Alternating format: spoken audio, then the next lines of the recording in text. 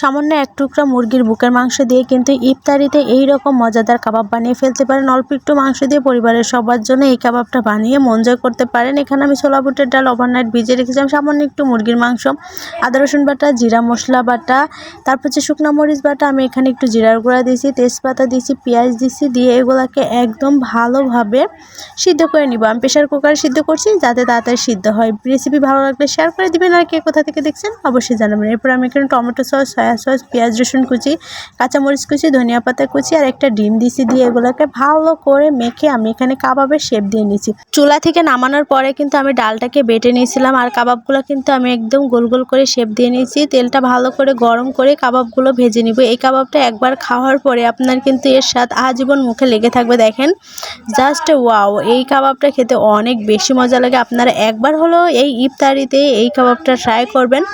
সবাই ভালো থাকবেন। নেক্সট ভিডিওতে আপনাদের সাথে দেখা হবে। আল্লাহ হাফেজ, বাই বাই, টাটা।